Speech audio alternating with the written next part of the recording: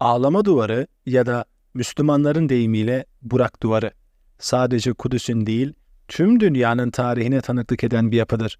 Her gün binlerce insanın gözyaşıyla ıslanan bu duvar, Yahudiler için kutsal bir hatıra ve ibadet yeri, Müslümanlar içinse Hz. Muhammed'in miraca yükseldiği yerin hemen yanı başındaki mukaddes bir mekan olarak kabul edilir.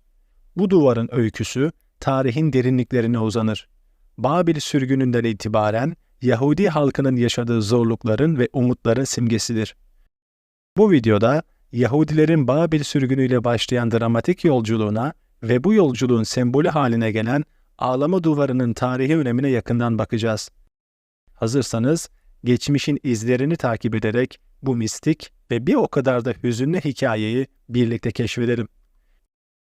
Süleyman Tapınağı, M.Ö. 10. yüzyılda Kral Süleyman tarafından Kudüs'te inşa edilmiştir. Tapınak, İsrailoğullarının Tanrı'yla buluşma yeri olarak büyük bir dini ve kültürel öneme sahipti.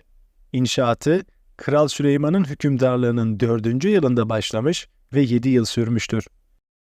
Tapınak, ahşap ve taş işçiliğiyle süslenmiş, altın kaplamalarla zenginleştirilmişti. Ancak daha sonra ilerleyen yıllarda Asur İmparatorluğu'nun Mezopotamya'daki egemenliğiyle birlikte başlayan bir dizi olay tapınağın kaderini etkilemiştir. M.Ö. 722 yılı civarlarında Asur, Kuzey İsrail Krallığı'nı ele geçirip halkını ülkesinin çeşitli yerlerine sürgüne gönderdi. İsrail Krallığı'nın olduğu bölgeye ise kendi halkından insanları yerleştirdi. Daha sonra Asur, güneydeki Yahuda Krallığı'nı kuşattı ve orayı da haraca bağladı. Kuzeydeki İsrail Krallığı sürgün olduğundan eski güçlerini toplamaları çok zordu. Ancak güneydeki Yahuda Krallığı sürgün değildi. Sadece Asur'a vergi ödüyorlardı. Bu nedenle zaman zaman Asur'a baş kaldırdıkları da oldu. Mezopotamya'nın süper gücü M.Ö. 7. yüzyılın sonlarına kadar Asur İmparatorluğu'ydu. Ancak M.Ö. 612 yılında Asur egemenliği altında olan Keldaniler yani Babilliler Medlerle ittifak kurarak Asur'a karşı ayaklandılar ve ayaklanma sonuç verdi. Asur'un başkenti olan Ninova'yı kuşattılar ve Asur orduları Harran'a çekilmek zorunda kaldı. Bunun üzerine Asur, Mısır'la ittifak kurdu. M.Ö. 609 yılında Mısır orduları savaşmak için Asur'a doğru yol alırken, Asur'un gücünün zayıflamasını başkaldırı için bir fırsat olarak gören Yahuda Krallığı, Babil tarafına geçerek Asur'a yardıma giden Mısır'a engel olmak istedi. Mısır ordusu, Yahuda Krallığı'nı yenerek Asur'a doğru yoluna devam etti. M.Ö. 609 yılında Asur ve Mısır ittifakı Harran'da bulunan Babil'i kuşattılar ancak bir sonuç elde edemeyip M.Ö. 608 yılında geri çekilmek zorunda kaldılar. Kaybedilen bu savaşla birlikte yeni Asur İmparatorluğu'nun egemenliği sona erdi. Artık Asur'un sadece ismi kalmıştı. Yahuda Krallığı da dahil olmak üzere toprakları üzerinde bir egemenliği kalmamıştı. Topraklar Babil'in olmuştu. Ancak son bir kez Asur'u tamamen bitirecek savaş olacaktı. Asur'u tamamen bitiren savaş, M.Ö. 605 yılında olan Karkamış Savaşı'dır. M.Ö. 605 yılında Babil Kralı II. Nebukadnezar, Mısır ve Asur ittifakından oluşan orduyu Karkamış Savaşı'nda yenince bölgedeki hakimiyetini tescillemiş oldu. Bu olayla birlikte Yahuda Krallığı yeni Babil İmparatorluğu'na vergi ödemeye başladı. Vergisini düzenli olarak ödeyen Yahuda Krallığı birkaç yıl vergi ödedikten sonra Babil'e vergi ödemeyi kesti. Çünkü M.Ö. 601 yılında Babil orduları Mısır'ı işgal etmeye çalıştı ancak başarısız oldular. Bu başarısızlıktan istifade eden Yahuda Krallığı Babil'e ödediği vergiyi ödemeyi kesti. Ancak Babil Kralı II. Nebukadnezar, Yahuda Krallığı'nın bu başkaldırısını unutmadı. M.Ö. 597 yılında Yahuda Krallığı'nı kuşattı ve halkın bir kısmını sürgün etti. Nebukadnezar, Yahuda Krallığı'nın başına Sidkiya'yı geçirdi. Ancak Sidkiya da bir süre sonra Babil'e karşı ayaklandı. Bunun üzerine Nebukadnezar, M.Ö. 589 yılında Yahuda Krallığı'nı tamamen kuşattı. Kuşatma yaklaşık 30 ay sürdü. Yahuda Krallığı'nda öyle şiddetli bir kıtlık oldu ki halk yiyecek bir lokma bulamaz hale geldi. M.Ö. 586 yılına gelindiğinde Nebukadnezar Yahuda krallığını tamamen ele geçirdi ve Süleyman tapınağını yıktırıp içindeki değerli eşyaları yağmaladı ve halkın da büyük bir kısmını Babil'e sürgün etti. Bölgede sadece çok küçük bir grup sürgün edilmeden bırakıldı. Onlar da çiftçi olan yoksul bir gruptu.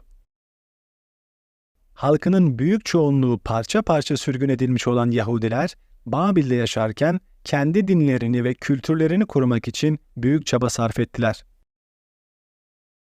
M.Ö. 550 yılına geldiğimizde Yahudiler hala Babil'de sürgündeydi. Bu tarihte Pers kralı Büyük Kiros, eski ahite göre Koreş, Med İmparatorluğunu yendi ve yanındaki Babil İmparatorluğuna komşu oldu. Büyük Kiros daha sonra M.Ö. 539 yılında Babil'i defethetti ve M.Ö. 538 yılında Yahudilerin Kudüs'e dönmesine ve tapınaklarını yeniden yapmalarına izin verdi. Böylece Büyük Kiros'un bu kararı ile birlikte 70 yıllık Babil sürgünü resmen bitmiş oldu.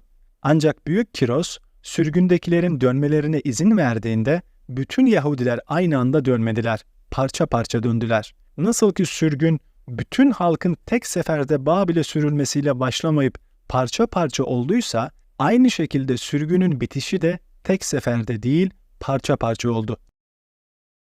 Sürgünden dönen Yahudiler, döner dönmez Süleyman Tapınağı'nın yapımına başlamak istediler.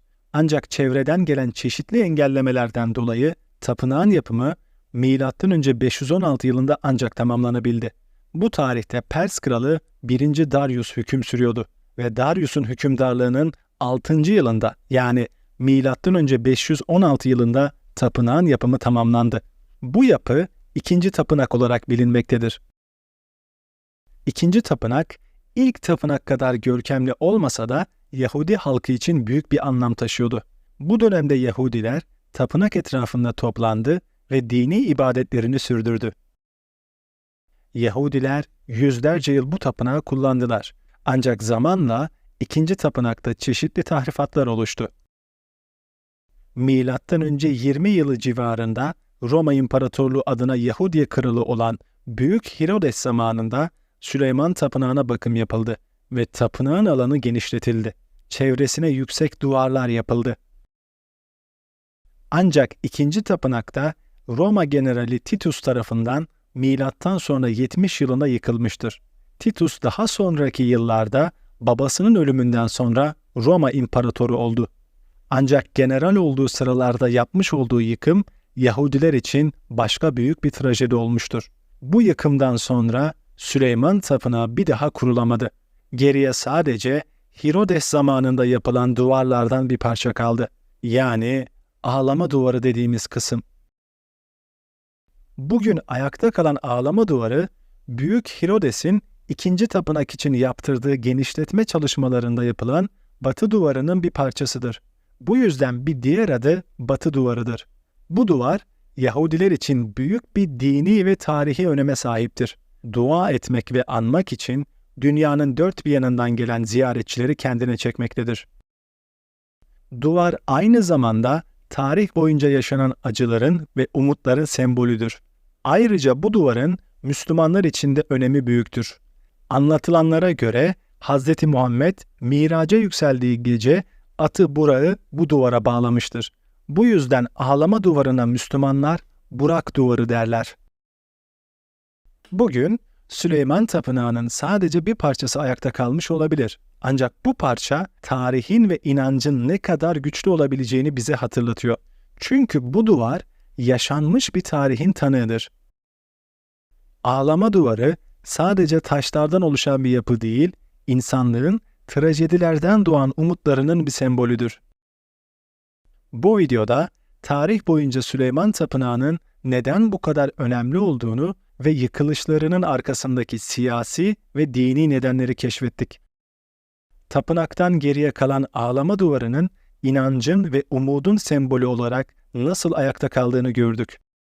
Her yıkılışın ardından yeniden doğmanın insanlık tarihinin en eski ve en güçlü derslerinden biri olduğunu anladık.